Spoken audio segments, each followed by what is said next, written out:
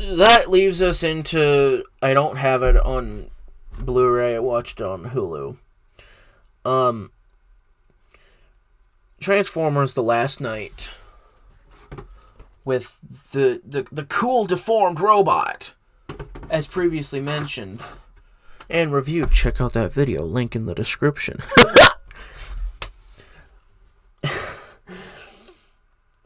So Optimus Prime is in space, and he's like dead, kind of. So he finds Quintessa, his creator, and she's like, Optimus, you must... And he's like, no. And she's like, yes. And he's like, no. And she's like, yes. And he's like, no, I'm Optimus Prime. And she's like, no, you're Nemesis Prime. And he's like, I am Nemesis Prime.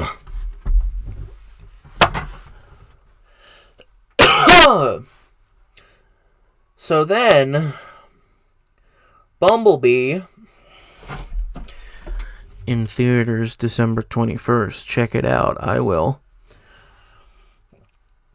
Bumblebee and the Autobots, like Hound, voiced by John Goodman. And he looks like John Goodman, which is weird.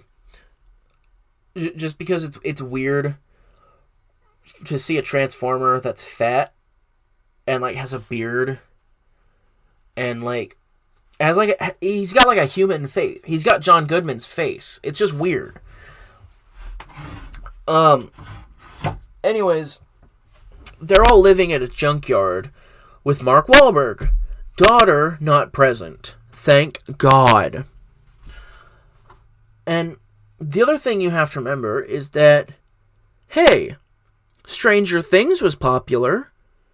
It had kids doing adventure-y stuff. And hey, it's coming out. Stephen King's It's coming out. It's got kids doing adventure-y stuff. I know. What if we just put in a bunch of kids? And go Stranger Things in the war-torn city of Chicago. Anyways, kids, Mark Wahlberg, junkyard, criminals. They're fugitives. Yeah, Megatron is now a knight because of King Arthur. Because there's a Cybertronian... You already know the spiel. The Staff of Merlin, which is what Quintessa is after. Even though in the last movie she was after the seed. Anyways, I think they did a bit of a retcon in this movie that I think tries to explain why every movie has a previously unexplained Cybertronian artifact that has just never been brought up before. And that's the fact that Earth is actually Unicron. You know, Satan to the Transformers. Anyways, Megatron is now Megatron again. He has that same, like, red mark that Optimus has when he's under the control of Quintessa. I'm not saying Megatron is under her control. I believe that that's the explanation as to why he's Megatron again, not Galvatron. Anyways,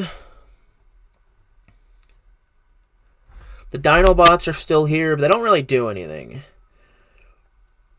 Which is a shame. I love Grimlock. There are baby Dinobots, so that brings up some interesting questions. Like,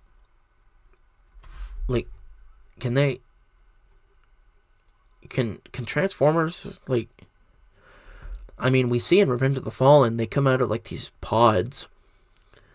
But can the Transformers, like, you know,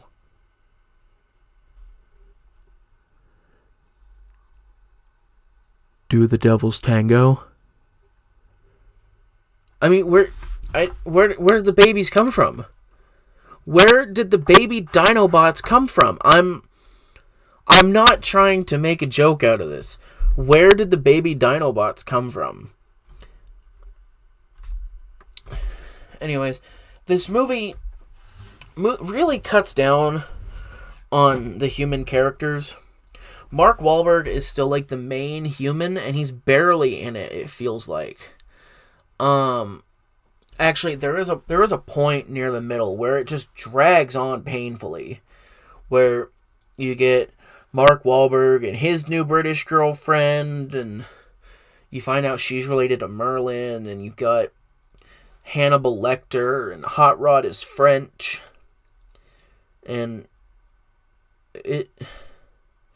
you find out that Bumblebee killed Nazis. That's actually a really cool scene that I kind of hope they touch on in Bumblebee in theaters December 21st. Check it out.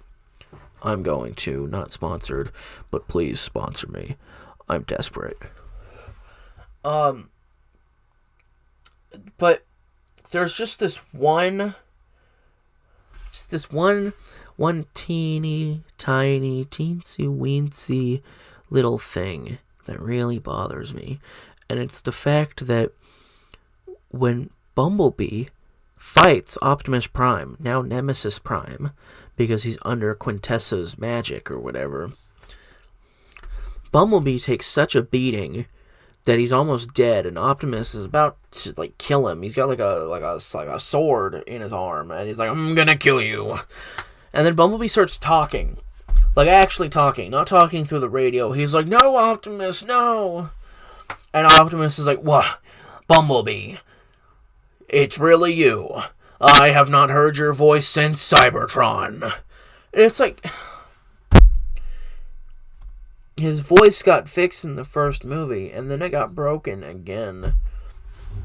So anyways, there's another retcon for you. Bumblebee's voice works. And he hadn't heard it since. So I know Bumblebee takes place in the 80s. It's a prequel, which is fine. It looks great.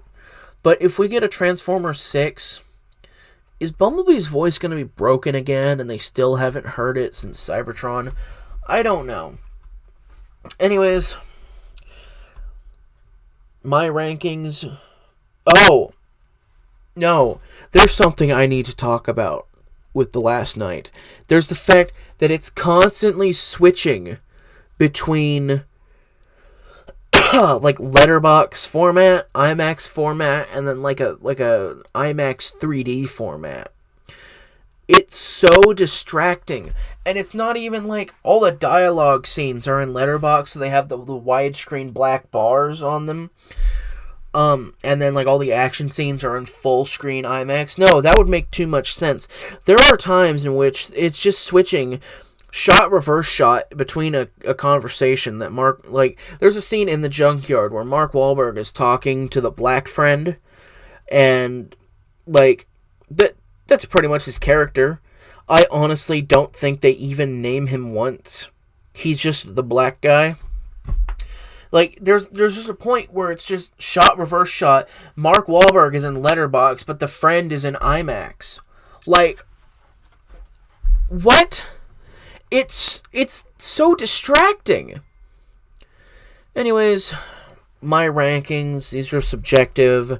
You don't have to agree with me. This is just how I like them. Transformers, 80s. Revenge of the Fallen. The Last Night.